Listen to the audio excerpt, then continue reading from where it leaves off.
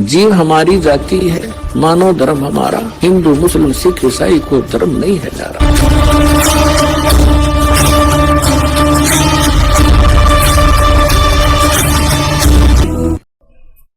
अपने आत्माओं जैसे ये हमारे एक बीमारी ला रखी है इन नकली गुरुओं ने कि जैसे आप जी का कोई भी घर का सदस्य मृत्यु को प्राप्त हो जाता है, फिर उसके शरीर को सभा करने के उपरांत, अंतिम संस्कार करने के उपरांत उसकी अस्थियों को गंगा में डाल कर आना कंपलसरी बना रखा है।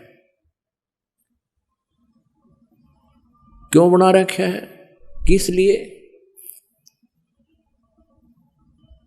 और ये कहते हैं तेरे पिता की गति नहीं होगी, तेरी मां की गति नहीं होगी यदि वहां नहीं डाल का होगा था। वहां फिर और ठग बैठे,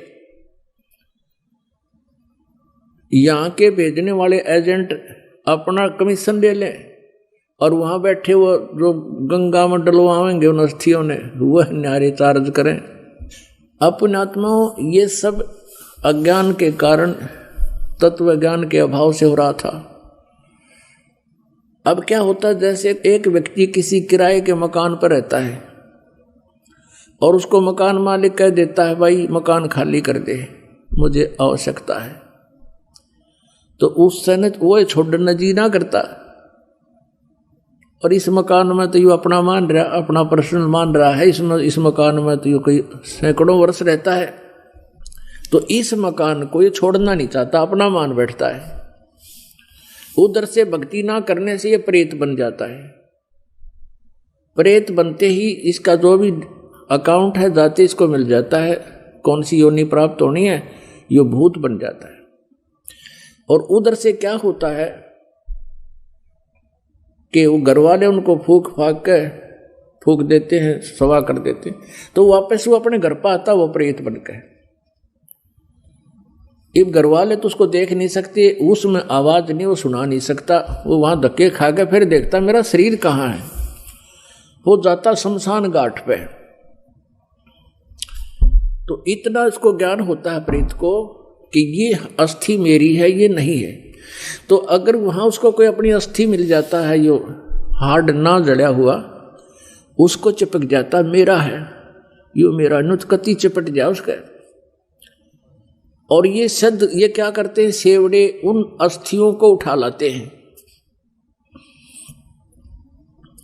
और वो अस्थि के साथ आता वो प्रेत, फिर वो उसको अपने जंतर मंत्र से जकड़ लेते हैं, अपने अधीन बनाकर फिर वो दूसरों को दुखदाई हो जाते हैं। तो इस कारण से इसका उन्होंने निपटारा करवाने के लिए इन नकलियों ने ये सोचा कि भाई इन अस्थियां न उठाकर तुम वहां डालो, ऐसे गहरे जल में डाल दो जहां ये पितर प्रेत बनकर आवे तो उसका हाथ ना लगे, वो चपका नहीं और वापस तुम्हारे घर ना आ जावे, आसपास भी ना रहे।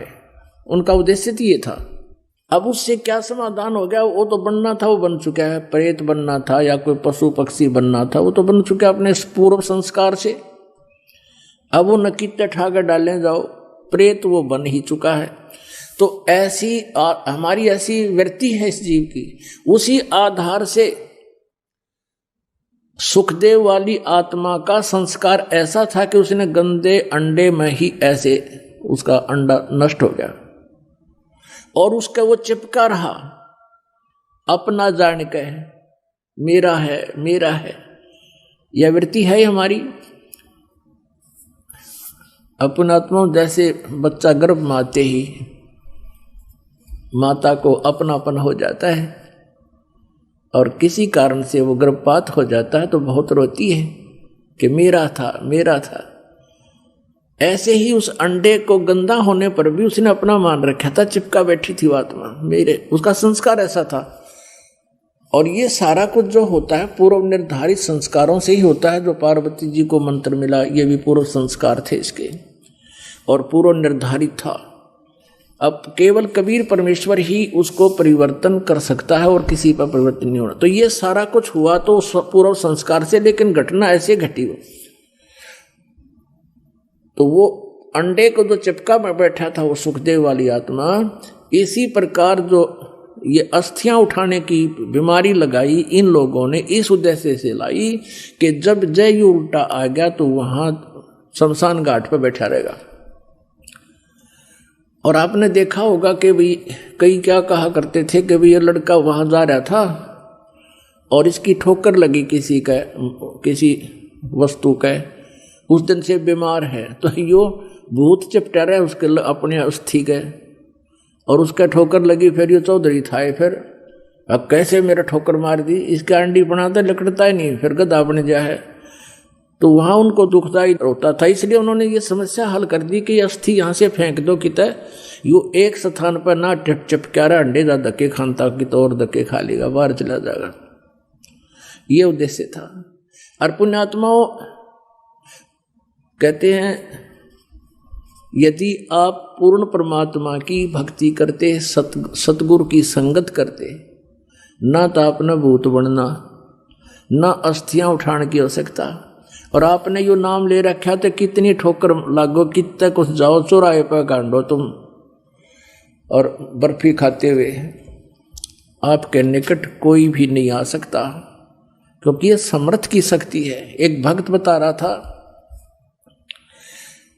कि मैं अपनी किसान था वो, कि अपनी बहन के गांव में ससुराल में गया हुआ था, उनका ज़मीन ज़्यादा थी, मैं अपने बैल ले गया था उनकी खेत की जुताई करवाने के लिए, हेल्प करने के लिए।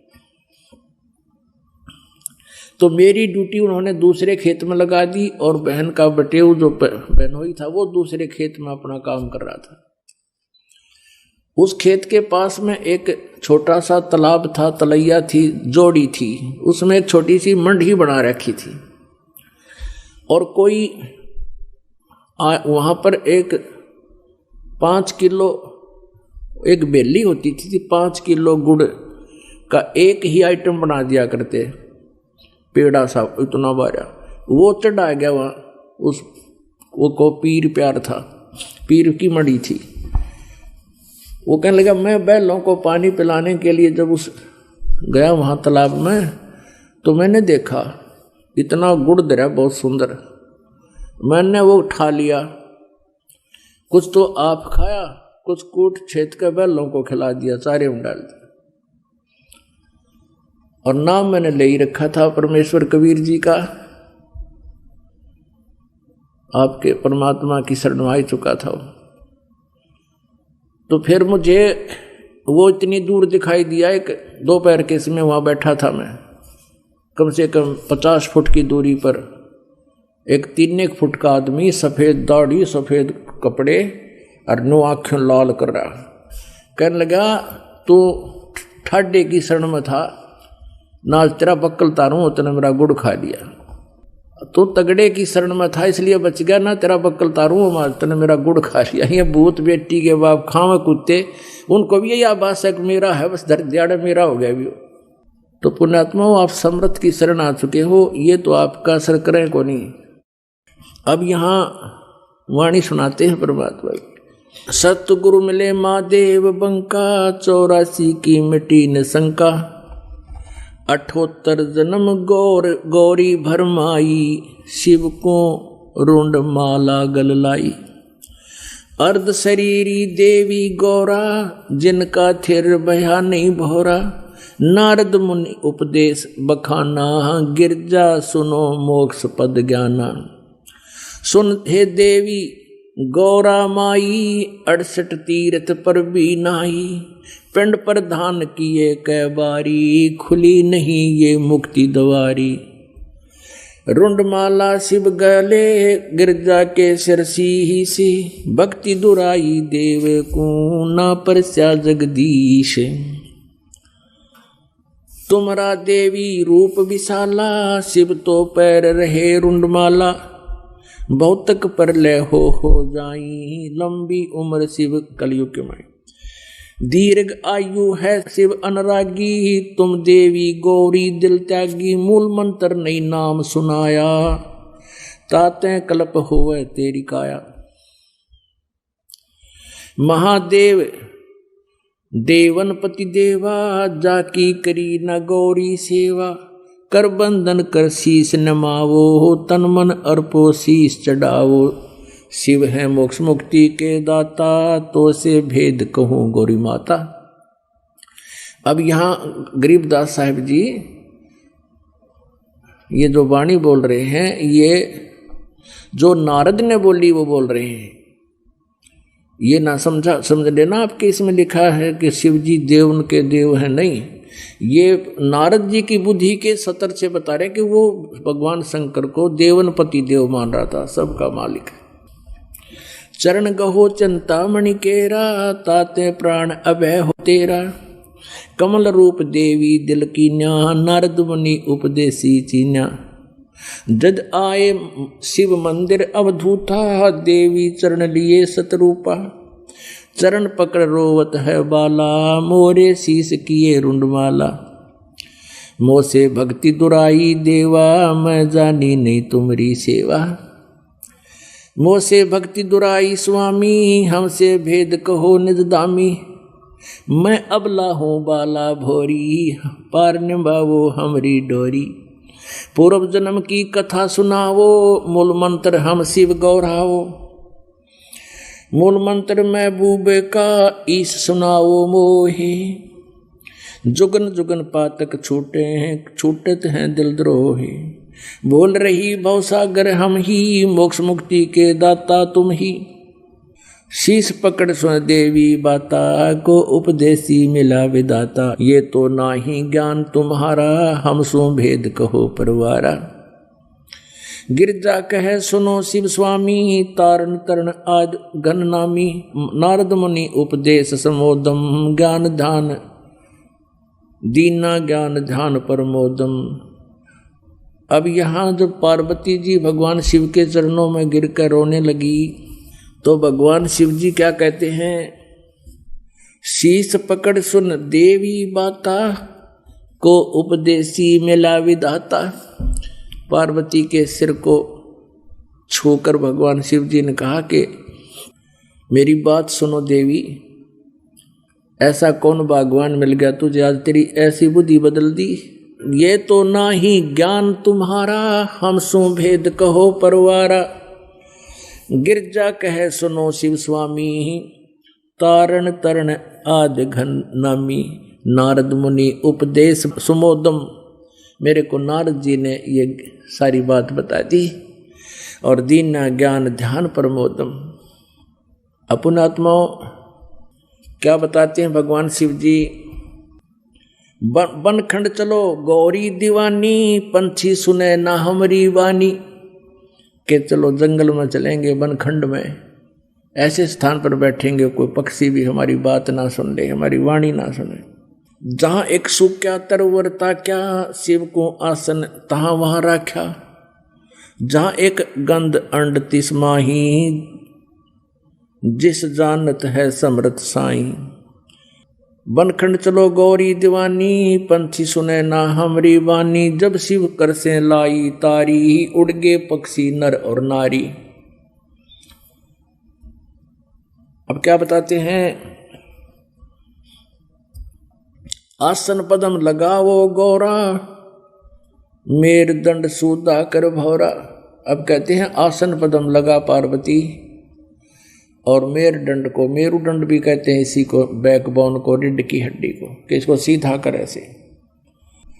चंद्र लगन में सुरत लगाओ, सूरज सुर को बंद खमाओ। गौरी आदि गणेश मनाओ, हो किलियम किलियम ध्यान लगाओ। प्रथम मूल कमल को जानो, चतुर पंखड़ी लाल बखानो। ये प्रथम कमल है, मूल कमल जिसको बोलते हैं। दूजे स्वाद चक्र को देखो, श्वेत वर्ण रंग सुरत विवेको। सठ पंखड़ी प्रीत परेवा, जहां बसते हैं गंधर्व देवा। तो ये सब वो नामों का जानकारी दे रखी इसमें, जो दास आपको देता है। पार्वती जी को भगवान शिव ने यही मंत्र दिया। अपुण्यात्माओं, अब यहां बताया जा रहा है कि समर्थ पूरा गुरु हो, जिस स्तर का भी हो। जैसे कोई प्राइमरी कक्षा का टीचर है, तो वो भी टीचर पूरा हो।